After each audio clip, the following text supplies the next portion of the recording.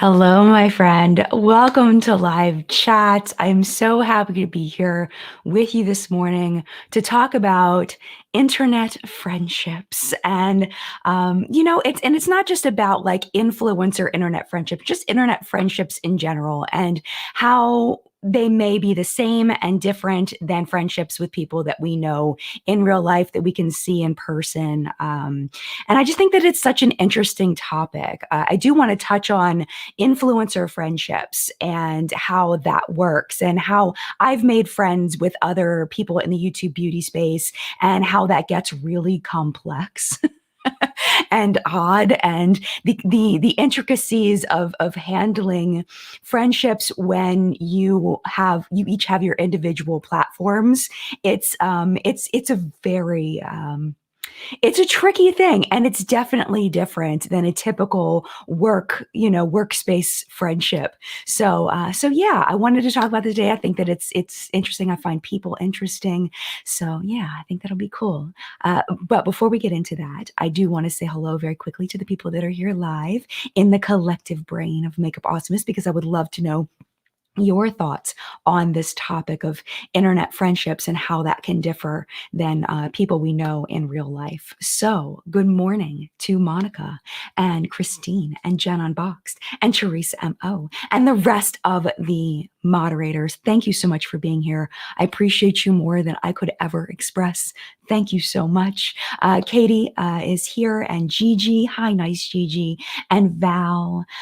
Yes, this is strawberry shortcake on my shirt. If I am purposely showing my age today, I had a birthday over our little break from chat. I turned 43. I was born in 1978. And these are friends from my childhood. I thought it was appropriate for today. So we've got Rainbow Bright, we've got Strawberry Shortcake, Gem, and Shira. And they were all big parts of my childhood. These were kind of my childhood friends. So I thought I would wear them on my shirt today. I did do a new TeePublic order that was supposed to be delivered on June 7th and did not arrive. So I actually just emailed them yesterday like, hey, is there any way to check on this and see what the heck happened? Because I got some really cool shirts that I can't wait to wear in chat. I love TeePublic, not sponsored, not affiliated. I just really like their shirts. Don't ever buy them at $20 though. They have tons of $14 sales. All right. Anyway, moving on. Let's see. Val, I think I said good morning to Val. Did I say good morning to Val? If I didn't, good morning to Val. Dolphins Girl, good morning to you. And Lisa from Sincerely LGS, go check out her YouTube channel. And if I did not say good morning to you, good morning to you. Thank you for being here. So let's chat about this. And I think that the biggest thing, and I think through the pandemic, you might have experienced this. I know I did, that talking to somebody through texts or talking to somebody through, just not in person, I feel like it's totally different seeing somebody in person and being able to, I don't know, there's just something different about the vibe of being with somebody in person. And I think that's something that's often lost in internet friendships, is that in-person connection, especially if your majority of your communication is through text, because you don't get that nuance. You don't really get to see those little personality things that we've evolved as humans to be able to detect when we're having a conversation with people that we may not even realize we're detecting. Maybe a sense of apprehension or a sense of connection or whatever. You can't get that through text. So I feel like that in-person connection really changes the relationship. And we've talked about many times about the puzzle. This is just a theory that I have. I'm sure I'm not the first person to think of it, but I feel like every relationship we have is like, getting a brand new puzzle when we first meet somebody, and we start putting puzzle pieces together to try to figure out who this person is. And the more connection we're able to get to them through what they share with us, the more of the puzzle we're able to see. But I don't think we're ever truly able to see the full puzzle picture of people unless we live with them, unless we, see them on the daily. I feel like, that's a more complete puzzle, but there's always pieces missing. And I feel like with, when you've never met somebody in person, it's hard to see those pieces of the puzzle because it's really a filtered version. They have the chance to change and edit before they text you or before they put up a video or whatever it may be. So yeah, let me take a sip of coffee because I feel like my voice is drying out. And I would love to know what you all think about this. Let me go over to you all right now. Lupe, Smurfette Smurf, hello. Hi, my friend. Lupe has been part of the community since I was back at my first house I was filming in. Lupe's been around for years, forever, and has always been there for me. So thank you, Lupe, for being here. Lupe says, yes, I've had so many misunderstandings because of lack of expression in text. I totally agree. I feel like that's a serious limitation of online friendships. Oh my gosh, Sandra is here too. Sandra and I filmed a video together many years ago. Was it like 2017? She helped me to make up this like no-sew bag thing that this company had sent me. So Sandra and I have kept in touch and we've met in person. Good morning to you, Sandra. Audra, who is one of my closest friends, but we've never met in person. We do talk on it's something called Marco Polo, where we see each other's faces and see each other. So that's a whole nother level. Audra says what makes YouTube friendships hard is that there's an audience watching you, and if they don't like you for whatever reason, you're seen as social climbing when it's a genuine friendship. Oh, absolutely. Oh yeah, and that's a whole nother. Yes, absolutely. When we get to online friendships, absolutely. Let me unpack this because there's so much here.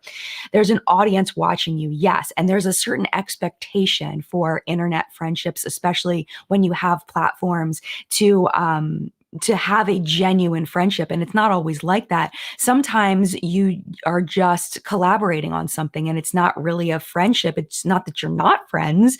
It's just that you're not close. Like you're just doing a collaboration together. And then if they don't like you for whatever reason, you're seen as social climbing. And that happens too if you have someone that's significantly larger channel than you, and people don't see it as being real. And that's very stressful because again, it's that puzzle picture. You don't see the full picture. You don't see the interactions people have behind the scenes. And I think this is interesting too, is it's kind of the like the whole the teacher lives at the school thing, where you see, I think we've talked about this before too, like Mrs. Miller, you're at the Target.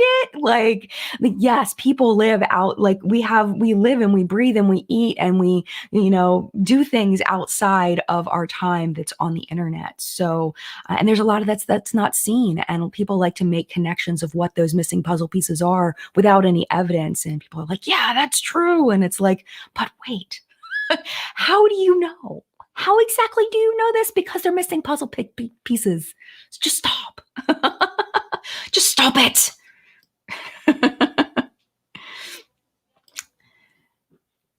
All right. Hi, Joanne. Joanne says, I don't really have online friends. When the pandemic hit and I couldn't see my friends in person, it really hit different because we had to make a group chat to communicate. And that can really change the dynamic of a group, especially because everyone has their own communication strengths and weaknesses. And some people just don't communicate well in text, that they communicate better in person. Like I know for me, like I don't like talking on the phone. When I was a teenager, I loved it.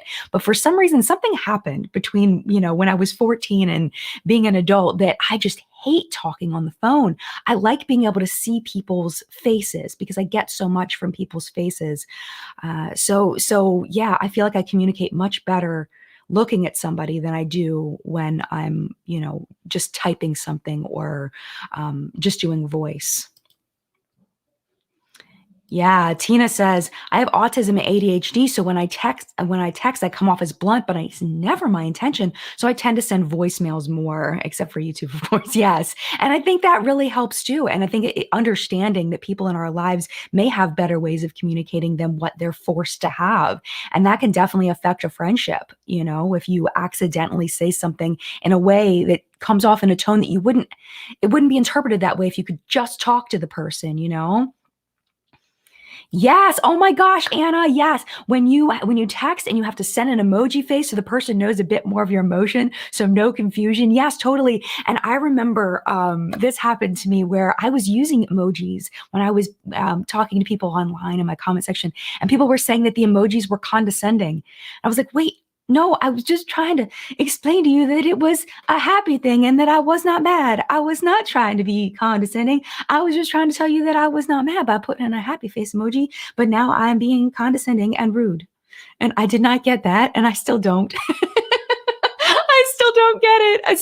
So yeah, I mean, even emojis don't work sometimes when we're talking about things in text. Absolutely. I mean, I'm glad we have emojis for people that get it, but man, it can really, really mess everything up.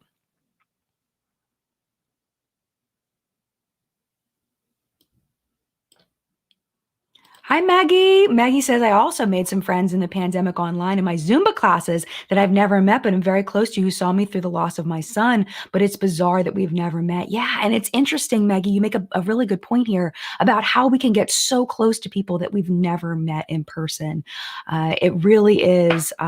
It's so interesting. And like Audra and I, like she's legit one of my best friends and we've never met in person, but we talk literally every day, sometimes multiple times a day.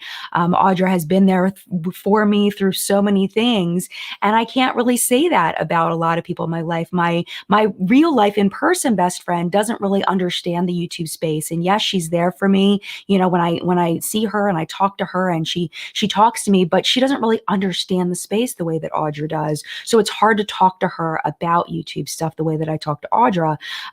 So you know, I think also sometimes people that we meet online, like we were talking about Zumba, you know, if you know, had trouble in a class or if there's something, you know, Zumba related, those people will understand more than other people in your life. So, you know, it's interesting. Friendships are so interesting. So let me talk a little bit about influencer friendships, since we were just talking about that and how that all has worked for me. I am, if you have not guessed, I'm a very social person. I really love going to events, meeting people. I love talking to people. I love developing friendships. I love just helping people. And, you know, with influencer friendships, it's weird because sometimes you can feel like you're friends with somebody and then all of a sudden you realize that you weren't as close as you thought you were. But I think that happens in regular everyday friendships too. But I think online it's with influencers, it gets trickier because there's that public part. Because if you've interacted publicly, then the public sees you as friends, and that gives a whole nother level, because people may remind you of your quote unquote friendship with this person when like you realize it never really was a friendship, and it adds like a whole nother level of complexity because you have that permanent connection through doing like content together or doing a collab together or whatever. It's very interesting. It's definitely different, I feel like, than the typical friendship. The best thing I can relate it to is like when I was teaching and I would work on a group project with people. And we would work on a project, you know, for whatever, maybe it was a back to school night or, you know, a reading night or whatever. And, you know, we got along well enough to do the project, but we would never call each other if we were like having trouble. Like we would never be like, hey, I got in a fight with my husband. And it's like, no, like we wouldn't do that for each other, but we got along great when we did that project together. So it's not like we're friends, it's more of like an acquaintance kind of situation. And it's hard for an audience to interpret what level that friendship truly is. And it may be, for some people, I do believe it's a social climbing thing. For some people, it's just trying to get to know people in the space and trying to make connections. And for some people, it is kind of a trading of audiences. And I think that's definitely a big part of doing collaborations, is it's introducing yourself to their audience and them to your audience. And it's part of the YouTube strategy for some people, who you collaborate with, who you don't. So yeah, it's definitely a different kind of space. Let's see what you all have to say. Julie says, I'm always excited when you talk to me. Julie's been around forever too. Like people don't think I remember them. People don't think I know them. I'm like, yeah, Julie's been around for forever. Yeah. Oh, hold on a second. I accidentally clicked on somebody and almost put them in timeout. That was an accident. Oh, interesting. Ali says influencer friendship sounds like MLM downline friendships, not what you thought it was. So interesting. And you know, I've heard that from people that were in MLMs. If you don't know, MLM's multi-level marketing, where you sign up to be your own business or whatever. You sign up under this company and you pay, a lot of times you pay to like go in, and then you have to recruit your friends or people that you know in order to make money off of them. And you know, it's like a coaching thing. So the people on the top usually coach the people that are below. And it seems kind of like a friendship, but I've heard from a lot of people that with downlines that it was just in order, like they were just kind of being friends with you in order to make money off of you, and it wasn't a genuine friendship. I've heard about that a lot. Oh, interesting. Mystic says Peter Mon touched on this on a vid from last night. Oh, really? He says he doesn't want to any influencers to talk about him because it makes him seem like he's friends with or biased. Yeah. And I can see that from Peter's point of view. If you're not familiar with Peter Mon, he does drama videos. He has like 7 channels or something. I can't even keep up with Peter and how much he's got going on. But yeah, I mean, and if you've done something with somebody as an influencer, you're automatically seen as biased against that person, which is interesting because you may not even really be that close to that person. People make a lot of assumptions online, a lot of assumptions. Again, that incomplete puzzle picture. People like to make connections that just aren't real. And it's hard to communicate. It's like, no, especially if you're trying to communicate over text, whether something's real or not. Oh, Monica, I always buy the mediums. I usually wear a small at T Public. I always buy medium, buy 1 or 2 sizes up, depending on how tight you want it. So you can see how snug this is. This is a medium, which is a traditional small most places. Yes. Oh my gosh, this happens all the time. Thriving and beyond. It must be hard to know if the other person is genuinely interested in you as a person or what they think you can do for them. And I had that happen to me a lot about a year or 2 ago, and my channel was really like growing pretty quickly. I had a lot of people reaching out that I felt like were trying to use me, that they wanted me to shout them out and all of that. And it was, sometimes I would and sometimes I wouldn't. And it's just like, is it really going to hurt me to mention this channel, even though they may be using me? No, this, doesn't really matter. But when you invest in somebody and then they were just using you, that's happened to me too. And that is extremely painful. Extremely painful when you believe somebody's your friend and then you realize that they're not. That sucks. That sucks real bad. But I think we've all been through that, whether it's public or private. I think we've all been through when we really thought someone was our friend and then they stabbed us in the back. It sucks. It really sucks. Yeah, Paul says, are influencers your real friends if they cut ties once you make a mistake? And I think that depends. I think that depends. I think some people, there's just deal breakers, but I think that, for me personally, I can only speak for myself, but I feel like a true friend is somebody that believes in the other person, that believes that they can be better and helps them to be better and is there with them through thick, through thin. And like Laura and Manny kind of come to mind off the top of my head, how when they went through their big drama, they were there for each other and supported each other. Even though they were both in big trouble, they didn't abandon each other. They stayed together and they supported each other and they cried together and they worked together. I feel like that's a true friendship. And I think that's one of the filters. I mean, there's in regular, everybody, you go through something and you're like, that's how I find out who my true friends are and who maybe was just using me or who maybe, we had a more superficial friendship than I thought. And you hope that your friends will stay with you through thick and thin, but it's not always like that. And I think that it's up to the individual person what they choose to do in those situations. So.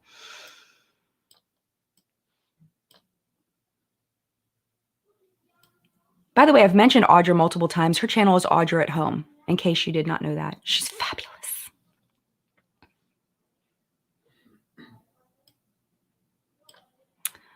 Oh my goodness, time has gone by so fast. It's already 10:19. So we're going to take a break in about 10 minutes and I'll go over what's on my face today, which I'm a little hesitant to go over because I'm a little feeling a little weird about what's on my eyes. And I'll talk about it in about 10 minutes. Yeah, here we go. Being Bio Girl, I have friends on social media that I've never met in real life that have been there for me through my surgeries and amputation and people in my life that I truly believed were my real friends. And I feel like that too, where, I've been through a lot of things publicly and there are people that are, part of my YouTube audience that, reach out to me, check on me, make sure that I'm okay. And it's nice to know people are rooting for you and actually genuinely care about you, which is, it's fabulous. Yeah, Audrey and I have talked about this quite a bit. She says, well, she should be on here live at this point. She says, I'm more careful about how I refer to people. I only refer to my actual friends as friends. Everyone else is an acquaintance. And that's really smart because there is a big difference between a friend and an acquaintance. There's a huge difference. Renee says, Peter Mon has changed. He's YouTube famous now. Yeah. Yes. Oh my gosh, me too. Rainbow Sprinkle says, is it weird or unacceptable that when it comes to people, some of the people I follow on YouTube, the more I watch the videos, I kind of want to be friends with them in real life. I feel the same way. And I think that there's a fine line between wanting to be friends with someone and an unhealthy parasocial relationship where you become so attached to that person that they can do no wrong and that you feel a stronger connection than what's actually there. And I think that we all have the responsibility, including me, to monitor our own connections with strangers on the internet and really keep in mind what's real and what's not real. I've definitely had people DM me that are parasocial with me in that they feel we have a stronger connection than we actually do. And I feel like I've done that to some influencers where I felt like I had a stronger connection than we actually did, and maybe said something to them as a friend where it wasn't appropriate because we weren't as close as my mind was thinking that we were. So yeah, I mean, I think there's nothing wrong with wanting to be friends with someone in real life as long as we keep that parasocial relationship in check and keep in reality of what our connection truly is. How much does this person really know me? How much does this person really care about me as a person? And I think we can find connections with people in our audience without ever meeting them and feel close to them. There's definitely people like Lupe and, a bunch of other people I don't want to list because I'll miss people, but that I feel like, they've been there for me and they've been there with me through so much. But do I know them? Not really. I don't know them as much as I wish that I did. So yeah, I mean, it's just keeping that in check and doing that reality check about that. That's a really good point. I'm glad you brought that up. I kind of went off topic a little bit, but it brought me to a really good point. Oh.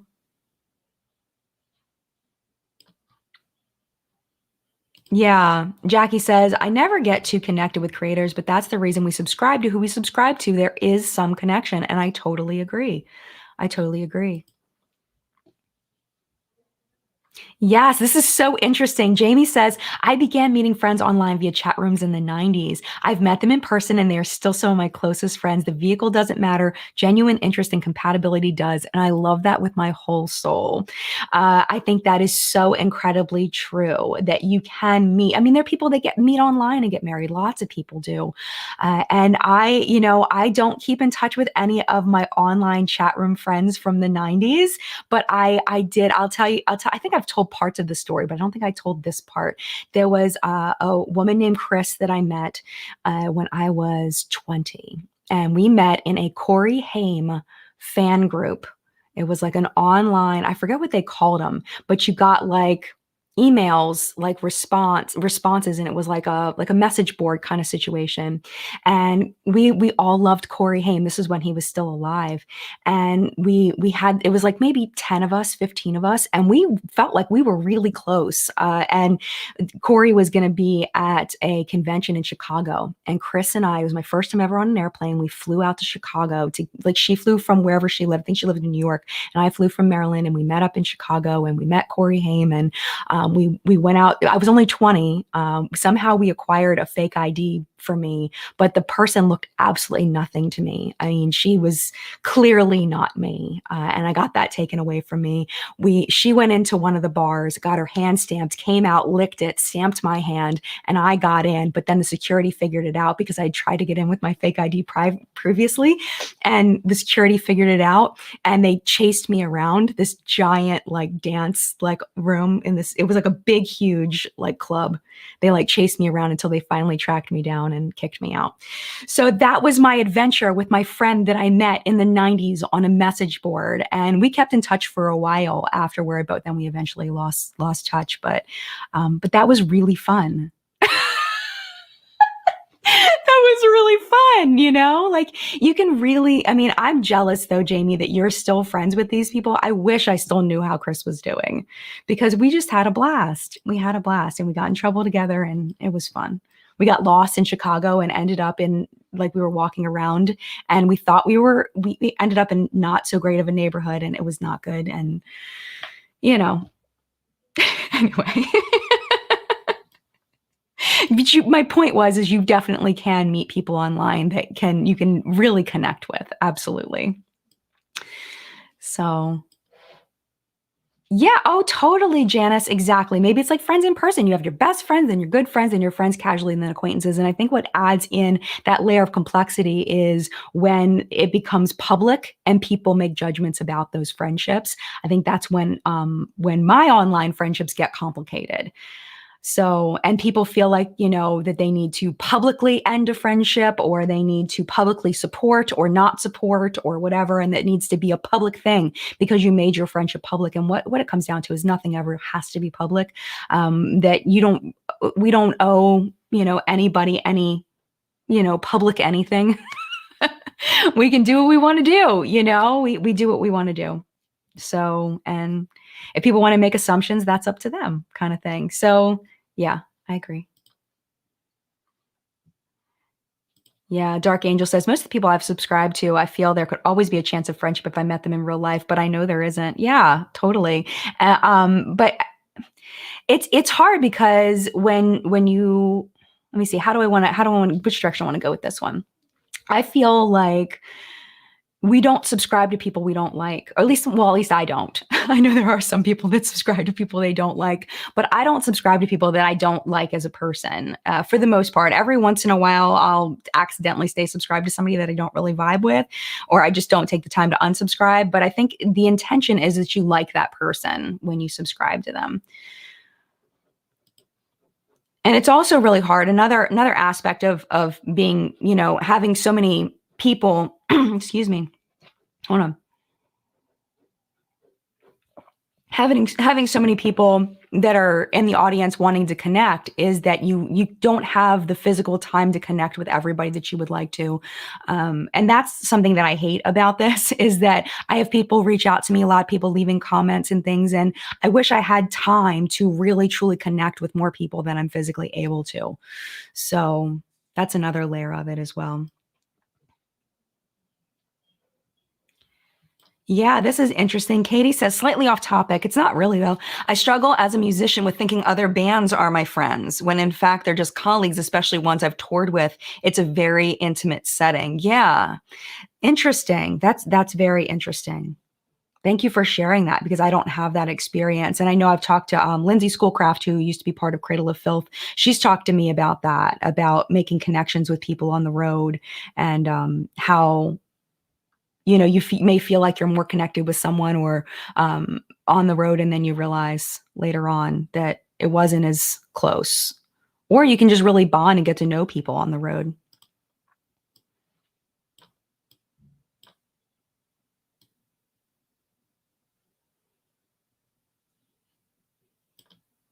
Yes, this is a great point. Janu says, I think it's harder these days with so many scammers out there. It's a shame. It's hard to trust. I don't use Facebook or Instagram. I miss those days. Yeah. And there are a lot of people that just bide their time, and it's so scary and it's so creepy and it's awful that people, that they have an agenda the whole time. And it's hard to know, especially when you've never met the person, that this person has an agenda. It's really sad. Oh, I see Jess is, Jess and Flory. Yes, Flory has been part of my crew for so long, Flory. How long? Forever. I'm grateful for connecting with Flory. Flory, we actually got to go out to dinner with Flory and her husband when we were in her town. And I'm very grateful for my connection with Flory. Absolutely. 100%. Yeah, Robbie says, and then there's hate subscribers and hate watchers and hate commenters. Oh, totally. And this is the thing, people may pose as being nice, and then you start talking to them and you realize you're not very nice, are you? They may like come with a genuine question, but they're not. They're just mean. That happens a lot. That happens a lot.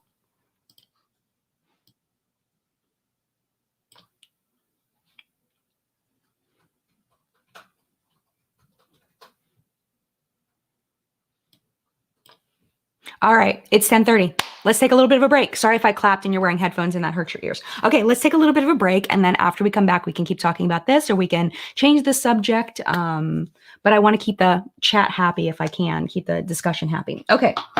So on my face today, I'm trying out for review for next week, the new Makeup by Mario contour collection. So on my face today is the light medium contour stick. I'm going to swatch all of these for the full review because I think it's important to see what they actually look like, because I feel like I was surprised by the tones when I got them compared to what I was seeing online. And this was all PR. This is the shade Plumberry is what I'm wearing on my cheeks. This is definitely, I do not think, made for my skin tone. It was really difficult to work with because it is so pigmented. I don't think this was meant for me. And Mario puts this on a deeper skin model when he uses it in his little promo videos on Instagram. So yeah, this was difficult for me, but I don't think it was made for me, which is fine. On my for my highlight today, I used the shade Pearl from his collection, and I also tapped it over my lips. The lipstick I'm wearing is no longer available, but the highlight I tapped in the middle, which I really enjoy doing. I've been doing that for years, and I love it. Now, the thing I was hesitating to show you, which I was gonna do a full review, and then I got like kind of the icks, and I didn't do it.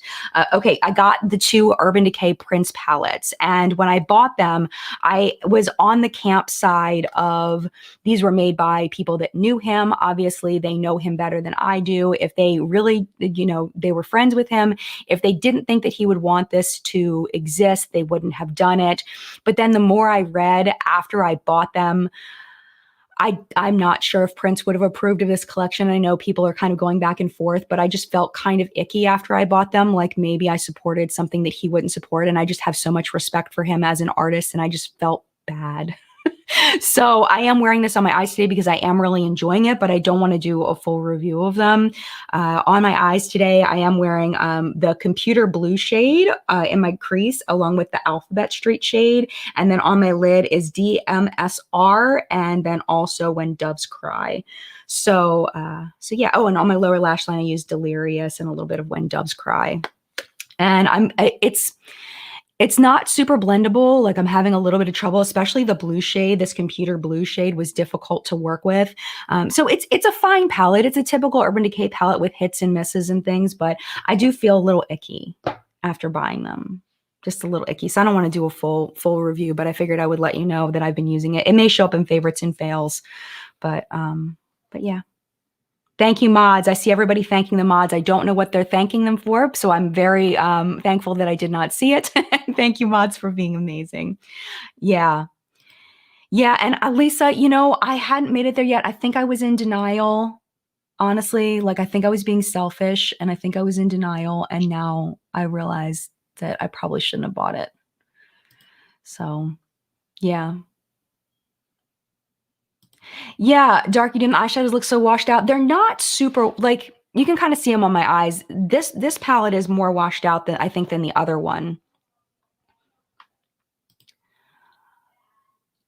What did I wear for What's Up in Makeup? I'm trying to remember. What did I use? I don't remember. I honestly don't remember what I used. What did I use? Crap. I don't remember. I should write these things down. I don't know. Is that bad? I think that's bad. I don't remember. All right, so I was gonna do a different one. I could return it. I'm conflicted. I probably should return it. If I'm feeling that conflicted, I probably should return it. You're right. You're absolutely right. So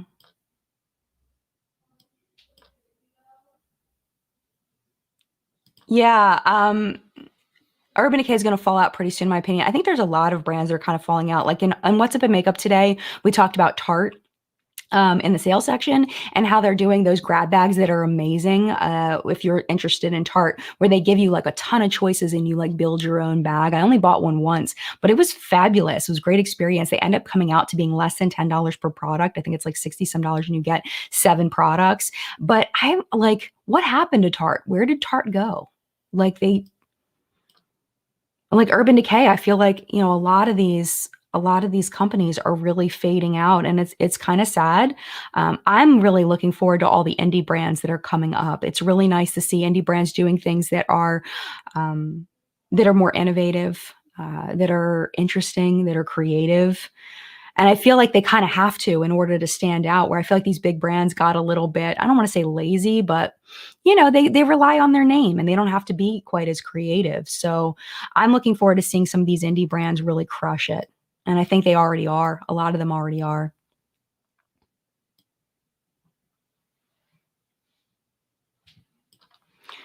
Yeah, this is a good point. Audra says, keep it. You spent the money and they'll just throw it out when you return it. That's true.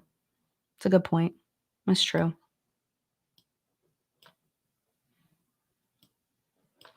The Patrick Ta eye palette, Aza,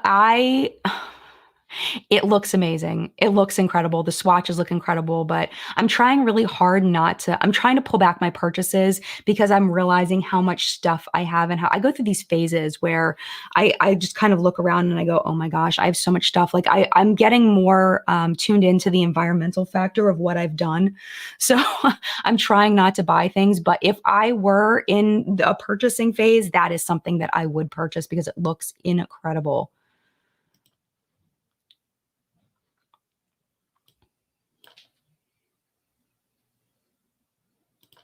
Yeah. Oh my gosh, I keep accidentally clicking this wrong button. Audrey says, I think the average consumer still thinks of Urban Decay as a good brand. I think so too. And I think it's important sometimes to separate, people that watch a lot of beauty content and people that don't are very different people. And I think there's a lot of brand loyalty there for Urban Decay and Tarte and some of these other brands where people have tried these brands before and they love them. So they just keep going back and they don't necessarily watch reviews or keep up with the latest and greatest brands, and they just don't care. So I think you're absolutely right. Yeah, Jenny's like, pig brands have gotten lazy though. Yeah, yeah, probably right. I was trying to trying to say it a little softer, but yeah, kind of. Yeah, totally, Flory. People are all about the indies. Absolutely.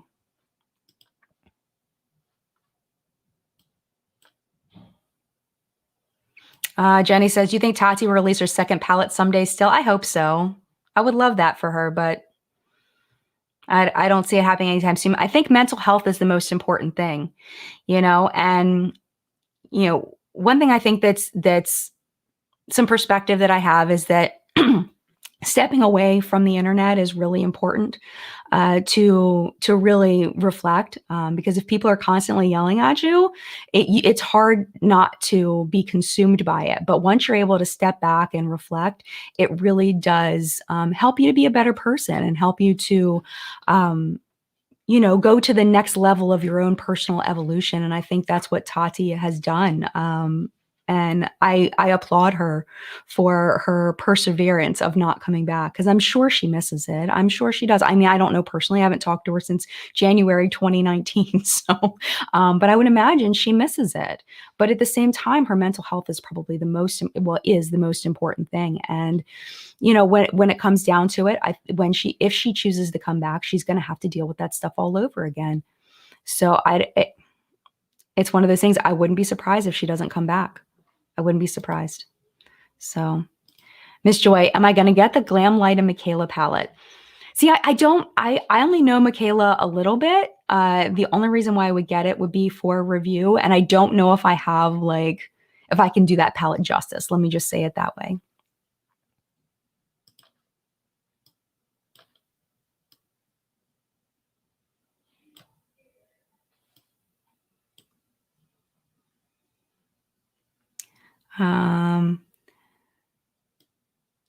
What's going on with Kylie Cosmetics? Okay, so last I heard, they're relaunching in July. That's what I heard. It's definitely going to be this summer that they're relaunching. Jaclyn Hill Makeup is at Ulta. She usually launches it on her website and then launches it Ulta later. Oh no, Say says I've had bad luck with indie brands. For example, my Kaleidos palette never arrived and customer service was horrible. I'm down $50. Oh my gosh, Say, I'm so sorry to hear that. Ugh, I'm so sorry.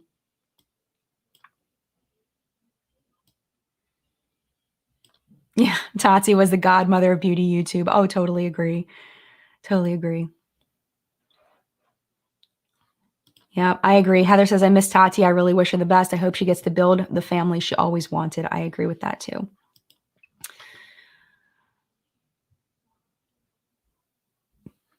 This is interesting. Cassie says brands lose the edge when they sell to a parent company. I like the convenience of being able to get them from the local store. It can be difficult to buy makeup fully online. I agree. I think that, what happens is, in my opinion, is that brands they start off, most brands probably most likely start off with a passion for making makeup, a passion for creating product and creating cool things and all of that. But then once the brand starts doing well, if you're thinking about selling, then it becomes about making the profit so you can sell. And then when it gets sold, then it becomes about keeping investors happy or keeping, the company growing, and it becomes about the money. So you start cutting costs as far as ingredients and packaging or whatever it is. You cut wherever you can. And I think that's when we start seeing that decline. That's my opinion. So instead of like focusing on the passion of making something really cool, it becomes the passion of making money to keep everybody involved in the company happy instead of the customer happy.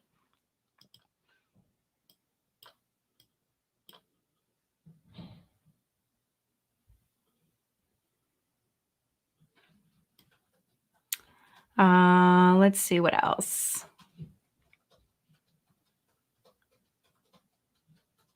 Sorry for the long pause. Yeah, Siri, I guess is how you pronounce it. Hopefully I said it correctly. Wasn't Tati involved in litigation? Yes, I do believe there were a couple of lawsuits going on with that, which would make it difficult to come back. But I don't know. We'll have to wait and see. I'm sure that is a factor, but we'll have to see. Janu says, I enjoy Wayne Goss as he embraces and celebrates aging. The less is more attitude, too. It's refreshing. Jen, you inspired me to embrace my gray hair coming through. We need more people like you. Oh, thank you. People may not know that Wayne and I are the same age. I'm the same age as Wayne Goss. I'm the same age as Candy Johnson. We were all born in 1978. Oh, there's a new member. Bonetta, thank you so much. I missed it somehow. I don't know. Oh, here it is. Thank you, Bonetta, for joining the Elite. I appreciate you. There's actually a video over there that I released just to Elite members. I didn't felt a little weird releasing it to the wide audience, but there's a brand new video over there just for Elite members. So I hope you enjoy that.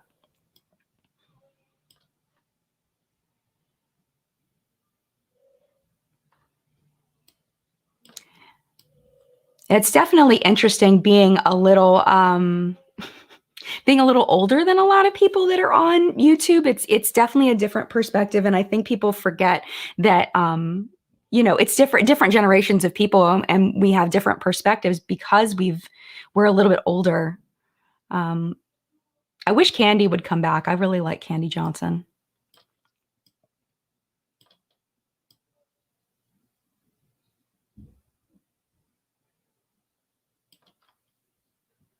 Oh, wow. That girl with the coffee says, hi, just hopping in to see the title to say that I'm currently dating a guy in an entirely different country that I met online. We've been dating 5 months today and still haven't met. Oh, that's so nice. I wish you all the best. That's fantastic. I love that. Yeah, I mean, it's funny because, when you're a kid, you like kind of like look at these older people and it's like they just don't understand, and then you become the older people and you're like, you just don't understand.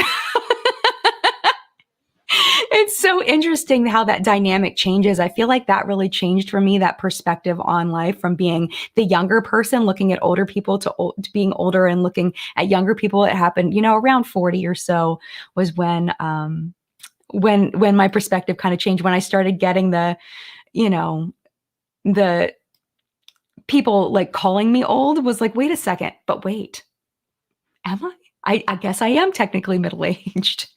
But, it gives me a greater respect for people that are 10, 20, 30 years older than me. I think that once I crossed over into that middle age, it made me really gain more respect for where I didn't necessarily always have respect for people that were older, where I guess I did have respect. You know what I'm trying to say? Like, it's not that I didn't have respect for people that are older, but I gained a new level of respect for people that were older than me. I wish that there was more of that in American culture where people actually went to older people for advice, went to older people for perspective. Instead, it's like the younger people bringing the perspective to the older people, which I think is necessary sometimes. But at the same time, it would be nice if there was a little reciprocal there. That's just my opinion. But I think it's been like that, I think it's been like that ever since Fight for Your Right to Party and before. Hi, Jesse. Thank you so much for coming and becoming a member. I appreciate you.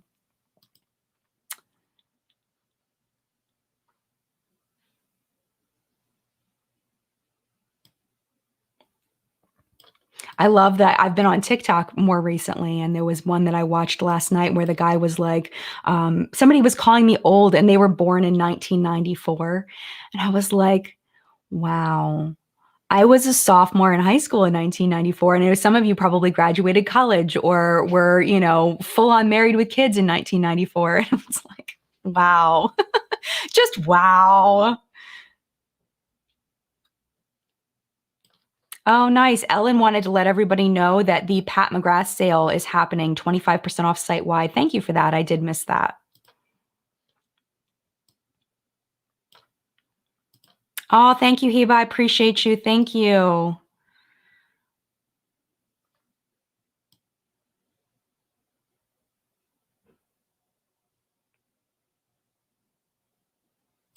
Yes. Oh, totally. Hi there. Says Simply Nailogical brought up a few times that she's glad her YouTube success happened when she was older, 26. She had a very level head. Yeah, I can't even imagine what a hot mess I would have been being on the internet at 21, 22, 23.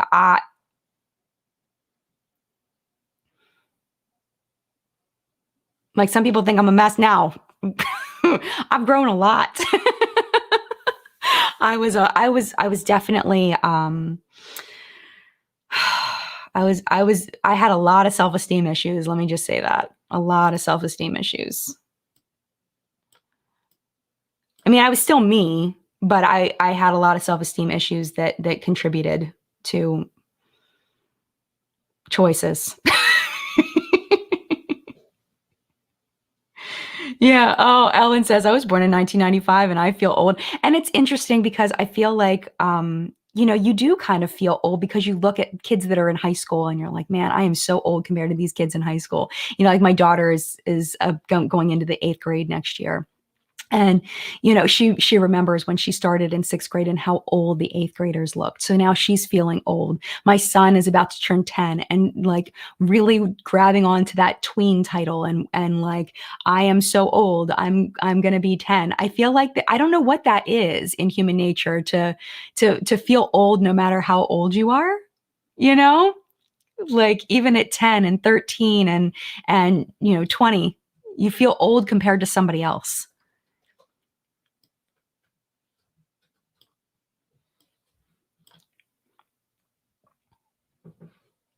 Yeah.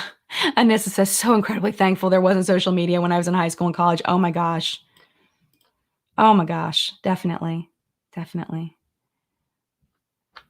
This is interesting. Jackie says, I feel like it's always the grass is greener. We spend our lives wanting to be older. And then when we get older, you spend your time reminiscing on when you were innocent and naive. There's beauty in both. Jackie, I love that. That is so, so true. Absolutely. Yeah. And, like I had my birthday and I was just, I don't know if like I'm really like I'm celebrating my birthday and that I'm so thankful to be here. I'm thankful to have another birthday. You know, not everybody gets another birthday and you never know when you're not going to have another birthday. And so I'm very thankful that I had another birthday, but it's like it starts feeling different, you know, at some point. And I think it's different for everybody where it starts feeling a little different, where you feel like you've kind of crossed the line to the other side, you know, where it maybe isn't so exciting. Like you're thankful, but it's not quite as exciting as it once was. So, but yes, I agree there is beauty in both. I agree. I really love this conversation. This is a great chat.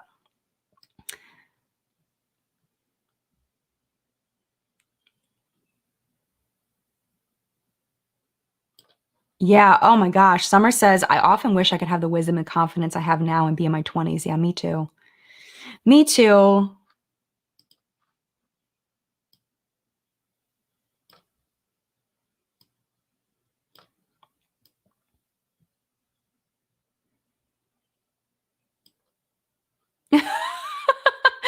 Oh, Linda says, my daughter got sad when she turned 12, and I asked why. And she said she's a year closer to the stress of paying taxes.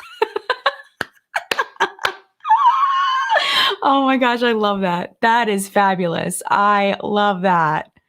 Oh my goodness. Yeah, Catherine says we perceive the grass is greener when we get older. Yeah, absolutely. Absolutely. I love the nostalgia of this chat. It's making me so happy.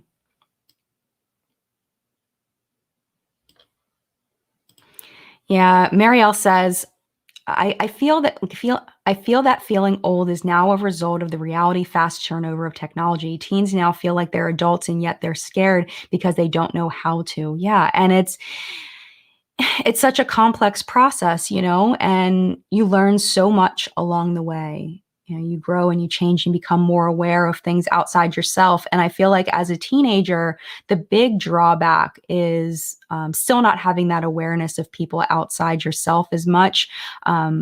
It's not internalized, I don't think, as much as when you get older. And getting that perspective, I think, is really important.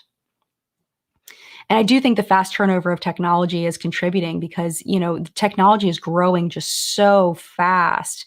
And the responsibility of that technology is very heavy, you know, and it's as a mother of younger kids who are just getting into social media a little bit, well, they're not really getting into social media. They have access to some social media, but they don't really participate in it. It's scary because I would not have wanted that access.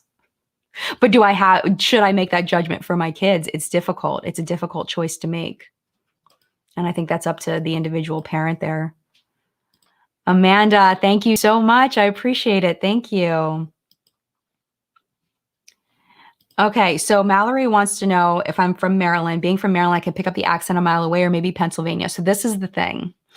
I grew up in the Washington, D.C. area, just north of Washington, D.C., in a town called Silver Spring. And when I married John, John spent most of his time in Pennsylvania. So I've picked up some of his accent into my Maryland accent. The one that I was actually, who was I just talking to? I was talking to somebody on Marco Polo. It might have been Audra about my accent. I think it was Audra. It was Audra about my accent. That there's my O's. Like when you say hockey, I always said hockey until I met John. And now I say hockey.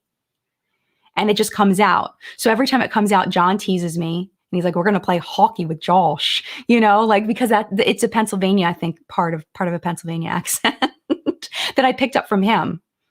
It's not native to me. It just, you know, he's over there smiling. But yeah.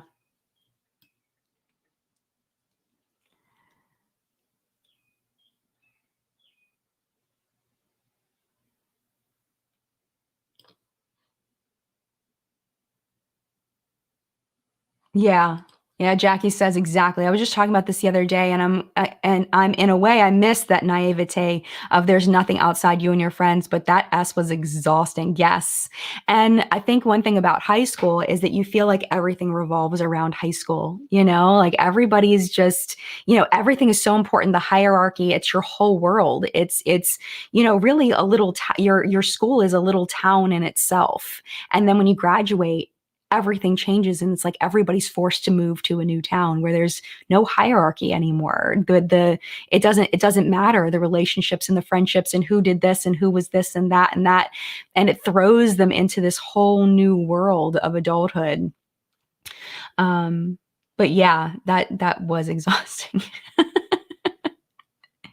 But yeah, I feel like that's a huge transition. Absolutely.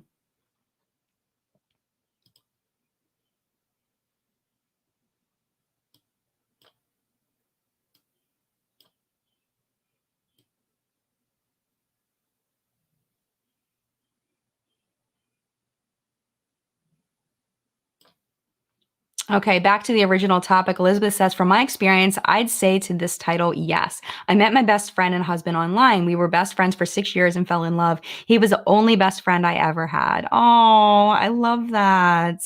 Yeah, so many relationships happen that people meet online. Absolutely. This is interesting. Rachel says, it seems like kids are growing up faster, but at the same time, my grandmother was married at 16 and a mother at 17, and that was entirely normal. Technology added just makes our current time weirder. I agree. I agree.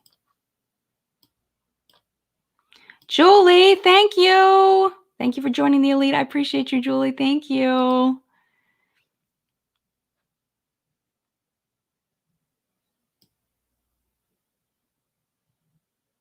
Yes. Oh my gosh. Sandy says the weird thing is that going to class reunions, the people who stayed in the town are still in that same mindset. Yeah, it definitely can happen. Absolutely.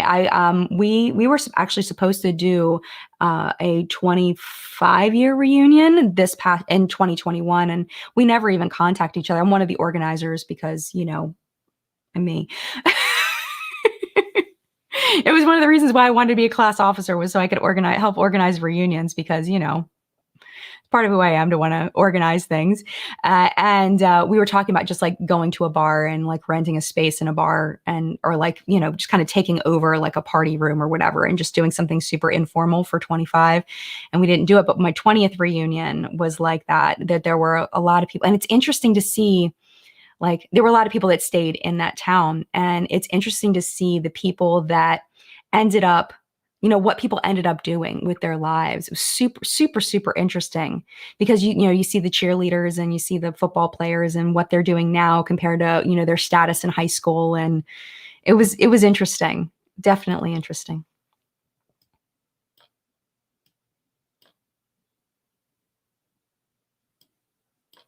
Oh, MYT says, I feel like you should reach out to T Public to get a discount referral code because of how many of us buy t-shirts with them because of you.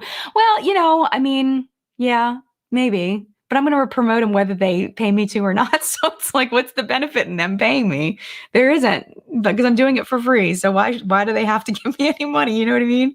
I mean, I love their stuff. I love it. That one time, though, I do want to give you a warning, is at one time they did come printed a little off. I contacted them and they reprinted them for me. It wasn't a problem, but it was annoying.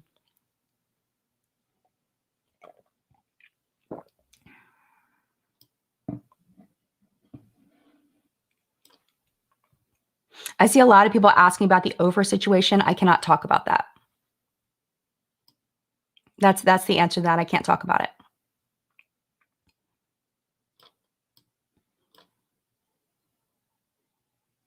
Oh my gosh. Martha says out 50th was supposed to be last year. Where did our I think she meant our 50th was supposed to be last year. Where did the time go? Yeah, totally. It's amazing how time flies like that. You wake up in the morning, you do your things for your day, you go to sleep, you wake up in the morning, you do your things for the day, you go to sleep. And it's like the next thing you know, it's been a whole year. It's been 2 years, it's been 5 years, it's been 10 years. And it's like, where did the time go? I mean, looking at pictures of my kids from 3 years ago, how much they've changed in 3 years. It's unbelievable. It's unbelievable.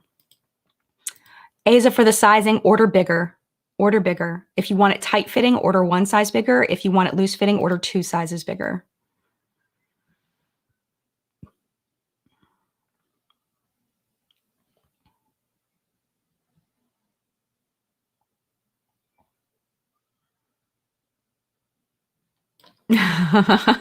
Say says, did anyone not feel sad after high school? Because I loved it and was working at 16. So I just kept on working and everything just evolved and I was confident. Well, good for you, man. I want that path. I was a mess. Well, no, I wasn't a total mess. I lived with my parents for the first couple of years until I was 20. I was almost 21. It was the fall. My birthday's June, so it was the fall before I turned 21, or was it the year I turned? I don't know, somewhere around there. I was going to community college. I got an associate's degree in mental health, and then I went to Towson University and started. When I moved there, I was like, I'm too old to live in the dorm, so I ended up living in a townhouse with a couple of girls that were friends. We did not get along. Some of it was my fault. I will totally admit why we didn't get along. We just did not mesh. But I could have been more accommodating, and I wasn't. I was being stubborn. So I ended up living in an off-campus townhouse for a while, and then I moved in with a friend in an apartment, and then I lived in an apartment by myself. So that evolution was definitely a time of growth, but I do feel like living with my parents right after high school was very different than, well, I don't know, because what you're saying here is, anyone not feel sad after high school. I did feel sad after high school. I loved high school though. I loved high school, and I was really sad when it ended.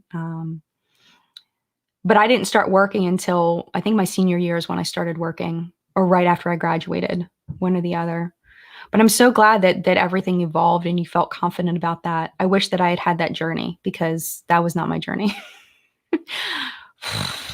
Like I said, I was kind of a mess. I was kind of a mess for a while. But you learn and you grow and you change. You try to be less of a mess with every day.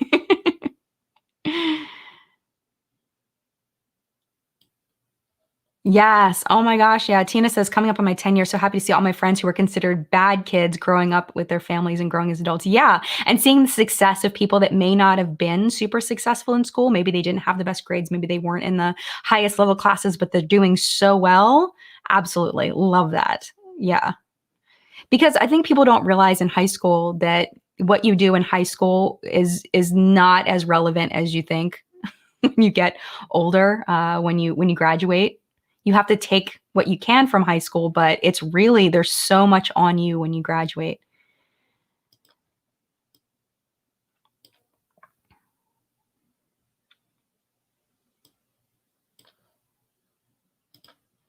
Tammy says, I worry for my children having to grow up in this messed up world. It's only getting worse. Yeah. And I think that what I'm trying to do with my kids is just trying to teach them um, to try to be on helping the world be a better place, being kind, being aware, um, and trying to add to the positivity, because I don't think that the world has to go in a negative direction. It takes everybody working together to make it better and figuring out how to do that. And I think that's where we're disconnected in society right now, is that we're so separated by so many things. And if we could somehow get it together to work together toward a common good, I think that we would be in a better place. But I think people argue a lot about what that common good is.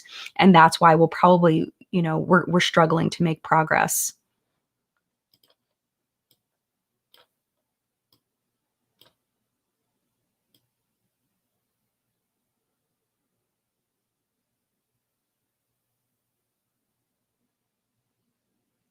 Oh my gosh, it's 11:03. I didn't even realize it.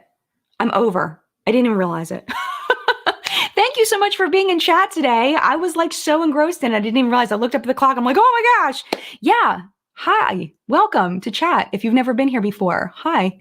I do this every Sunday at 10 a.m. Eastern time.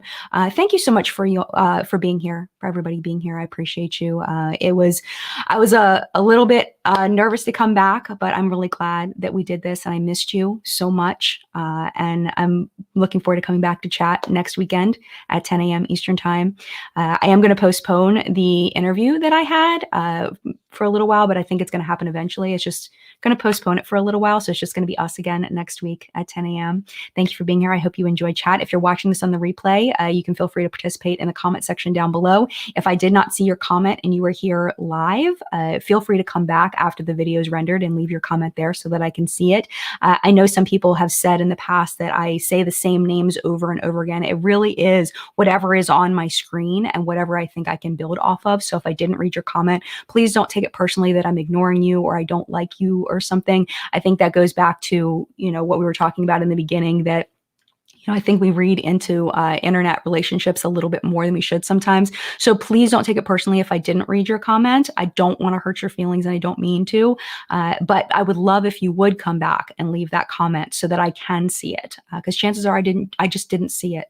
So yeah, thank you for being here. Mad love to you. Makeup by Mario video hopefully will be up on Friday, and then we'll be back for What's Been Makeup on Sunday. Have a great week. Stay safe, and I will see you soon. Bye.